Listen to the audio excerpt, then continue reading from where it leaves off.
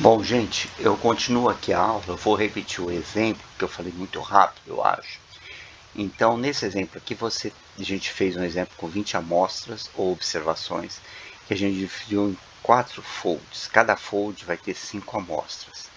E o que a gente faz no método do K-fold é o seguinte: o primeiro fold a gente usa para dados de teste, enquanto os outros modelos são treinados, são para treinamento. Aí a gente passa uma segunda vez, onde o novo modelo é treinado, mas dessa vez, que é o segundo, e o 1, 3, 4 vai ser para treinamento. E assim por diante, de tal forma que na próxima iteração, o terceiro fold vai para teste, 1, 2 e 4 vai ser treinado. E finalmente, quando a gente só tem 20 dados, o quarto fold vai servir para teste e o 1, 2 e 3 para treinamento. Então, o que a gente vai conseguir com esse método? A gente vai certificar de que cada ponto do nosso dataset foi utilizado pelo menos uma vez para o teste e treinamento, respeitando o princípio segundo o qual não testamos apenas os dados que foram usados para o treinamento. Com isso, a gente consegue uma maior generalização do desempenho dos dados e evita erro, como mostra a figura. E então esse é um método interessante de se fazer, tá? E nesse método aqui, o que a gente tem aqui? A gente pode certificar que cada ponto do dataset foi utilizado pelo menos uma vez para teste, para treinamento. A gente utiliza o princípio que não testamos apenas os dados que foram utilizados para treinamento, então com isso a gente consegue uma maior generalização do problema. E através da validação cruzada, a gente temos 4 valores de desempenho. E a média desses valores de desempenho vai ser o desempenho do sistema. Então, por exemplo, vamos pensar que num dessas iterações você teve um baixo desempenho, na primeira, por exemplo, teve um alto desempenho. No final, a média compensa. E com isso você chega num desempenho médio geral. Lembrando de todo jeito é o seguinte: quanto mais dados, uma base de dados maior você tiver, melhor. E também temos que lembrar sempre que tem um custo, porque se você trabalhar com muitos dados tem um custo alto. Bom, dentro das vantagens e desvantagens, se a gente olhar aqui, a principal vantagem é você usar todos os dados disponíveis. Então, por exemplo, para escolher K igual a 10, você pode realizar o treinamento do modelo utilizando 90% dos dados, ao contrário da validação Roll-up, que sugere somente 75% dos dados para treinamento e 25% dos pontos do outro. E com isso você consegue ter uma maior sensibilidade. Como eu falei nesse exemplo anterior, a gente tinha 98 no primeiro, 68 no segundo, 16 no terceiro e 96. Então, com isso, a gente vai ter uma ordem de precisão entre os folds, tá? E no final, na média, você vai ter um bom desempenho. Então, por exemplo, se a gente tivesse usado o primeiro fold somente, a gente teria usado de teste com desempenho 98%, que seria um modelo muito bom, que não seria condizente com a realidade, concorda? Porque tinha um modelo de 16%. E no terceiro fold, teria um modelo de 16% que estaria muito ruim, também que não corresponderia à realidade. E, por exemplo, se você utiliza 10 folds, você tem um tratamento 10 vezes.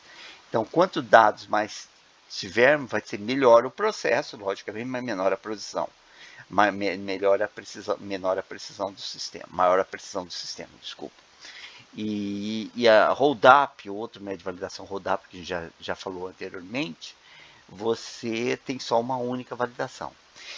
Agora que a gente vai falar de outros métodos da validação cruzada usando a biblioteca, que vocês vão entender melhor, que é embaralhamento e assim por diante, que eu também tentei descrever detalhadamente para vocês.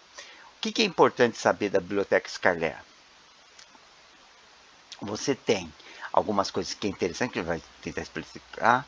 Você que é o K-fold, Shuttle, que é o baralhamento, Stratified, que é a estratificação dos dados, e outras opções de dataset aqui também. E a estrutura dos dados vai ser sempre parecida, você vai usar uma parte para as features, são os atributos característicos, outra parte para os rótulos, que são os Y labels, como a gente faz geralmente. E a gente vai usar essas bibliotecas aqui que estão descritas aqui. TrainTest que é uma divisão simples do conjunto de dados de teste e treinamento. O K-fold, a criação de divisões, como a gente já explicou para vocês antes. Stratify, que é a distribuição de variável do destino, da divisão são dados estratificados, então vai ser melhor, e um sistema de pontuação de avaliação, de medida do score ou da precisão desses dados, da validação cruzada. Bom, divisão de dados, SPLIT, para validação cruzada. O que é isso? A divisão de dados, na implementação do conjunto de dados, o número de dados que são utilizados para o treinamento, isso pode diminuir a capacidade de aprendizado. Então, a validação cruzada permite que o modelo seja robusto, dividindo os dados de treinamento em subconjuntos. Então, a gente vai usa parte dos dados para treinamento e parte para teste. E o próximo subconjunto vai utilizar diferentes visões de dados de treinamento e teste. Vai consumir mais recursos, mas em compensação você vai ter mais generalização do modelo. Tá? Então, aqui está outro exemplo, bem parecido com aquele lá, que a gente vai dividir, vai ter cada validação, vai ter os splats, tem um conjunto de dados, treinamento, dado teste, e buscar os parâmetros para no final você fazer a tua validação final. E cada vez você vai passando por um parâmetro para fazer a validação final. As principais métricas utilizadas para a validação cruzada. Esse capítulo aqui, gente, é um capítulo que eu vou falar rapidinho aqui, porque eu deixei aqui um exercício completo com essa teoria aqui em cima dos exemplos aplicado no dataset, que é uma dos exercícios que eu passei, e aqui eu só explico o que é cada coisa. Então eu vou falar de uma maneira mais rápida, que é validação cruzada, o cross-val score, que é o estimador do conjunto de dados, então eu posso ver a precisão. Um dos exemplos que eu vou passar para vocês é do conjunto de dados íris, que vai dividir os dados e mostrar o modelo 5 vezes consecutiva do conjunto de dados. A gente usa dados, base de dados, tem muitas bases de dados no Skylab, que elas têm uma quantidade de dados razoável, não muito pequena, mas razoável para ser processada. Então é muito interessante usar elas para exemplos. Né? E o íris é uma base de teste bem padrão que todo mundo usa, e a gente vai usar em 2 exercícios aqui. A gente vai usar uma função que é o cross-validate, cross-val score, que permite o que? Múltiplas métricas no validate, ele tem múltiplas métricas para avaliação do modelo, e o validate que permite, ele retorna um dicionário com as pontuações de treinamento, estimadores de resultados, assim, então, como eu disse para vocês anteriormente, está tudo pronto através dessas funções em Skylab. E o main score também é outra avaliador interessante. Outra coisa que é interessante é usar a predição, que é o Cross Validation Predict, que é uma biblioteca Skylab também, que permite o quê? A visualização das previsões obtidas a partir de diferentes modelos e a combinação de modelos, tá? E aí eu faço algumas recomendações para vocês, tá? Outro ponto importante são os iteradores de validação cruzada, são os cross validators, são os validadores cruzados. Então você vai ter alguns validadores, né? Que é o CAFOLD repetido. Como eu falei para vocês, eu deixei uma lista, um exercício resolvido com todas isso aqui explicando cada um praticamente, tá? Mas isso aqui está dentro da biblioteca Skylab, tá? Então, eu pus alguns exemplos aqui, por exemplo, CAFOLD, o que ele vai fazer? Ele vai dividir as amostras em grupos de amostra, como eu mostro aqui, para treinamentos e teste. E aí usa aquela função KNOut, né, que ele vai pegando K-1 e K-1 folds, e aí ele, no exemplo aqui, com 2 amostras para um fold, ele vai pegar cada vez um par e vai indo, né? Então, se você plotar, aqui estaria um par, aqui está outro par, aqui outro par de testes, e vai assim por diante. E cada fold, ele é definido como uma par para treinamento e outro para teste. Depois de fazer essa validação, você faz o modelo. Repeat de K-fold, ele faz repetir isso aqui N vezes, o número que você quiser. Então, produzindo diferentes divisões diferentes de cada um. E o Stratify, ele faz a estratificação dos dados de fator randômica. Então, a chance de não pegar dados misturados acaba ficando mais interessante. Então, por exemplo, vamos supor o seguinte, eu vou passar um exemplo. Eu passei um exemplo para vocês, um exercício para vocês, que é de classes de vinhos. Então, na classe, no banco de dados, eles põem primeiro os vinhos em vinho branco e depois os vinho vermelho, tá? E aí o que acontece? Você tem uma mistura desses dados, não tem a mistura dos dados, se você vai analisar assim. Você vai viciado, vai ter dados viciados. Então, com isso, o Stratify, ele faz de maneira randômica. Mas isso aí também vai ser mais claro vocês verem no exercício que eu passei. O Leave On Out, o que é o Leave On? Cada conjunto de aprendizado é criado retirando todas as amostras, exceto uma. Então ele vai tirando, é uma validação cruzada do mesmo jeito, só que ele tira cada vez uma amostra, tá? E vai fazendo com elas. Então com isso ele vai embaralhando o sistema também. E o Leave Pout, né? Pout é a mesma coisa, que no final ele remove P amostra. Aqui ele remove uma e aqui ele remove P. E vai misturando. Então, tudo isso aqui é para misturar as amostras. E tem o Shuffle também, que já é de uma maneira randômica. O que ele faz? Ele embaralha mesmo as amostras. E com isso dá coisas aleatórias. Então, com a chance de você ter um bom conjunto de dados, porque é de forma randômica, é muito melhor. E aí você vai ter o Shuffle Split Iterator. Tudo isso aí são bibliotecas do Skylab, tá? Que no exemplo que eu passei para vocês eu deixei, tá?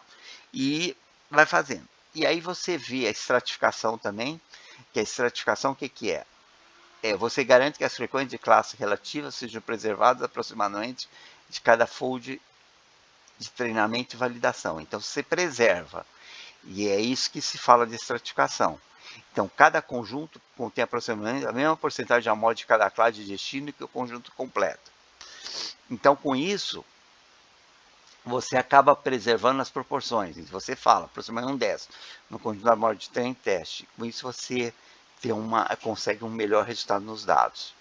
Como eu falei para vocês, é tudo isso, e o Stratify é a mesma coisa que ele cria divisões. Ele faz com divisões. Então, todos esses métodos têm a mesma origem e é muito parecido, tá? Tem o IED também, que é o iterador de validação cruzada, que um exemplo claro disso aqui é o seguinte: você tem dados médicos cortados de vários pacientes com várias amostras retiradas de cada paciente, onde esses dados provavelmente dependem do grupo individual. Então, a identificação de cada paciente para cada amostra será seu identificador de grupo. Nesse caso, gostaríamos de saber se um modelo treinado em um determinado conjunto de grupos generaliza bem para os grupos invisíveis.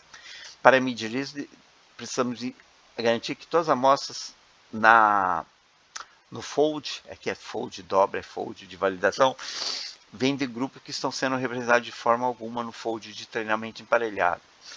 Então, com isso, você consegue o quê? Ter um identificador melhor no grupo, que caracteriza o grupo, e evitar dados contaminados. Então, todas essas técnicas aqui é para quê? Para melhor tratar a base do dataset que a gente tem, tá? Basicamente é isso.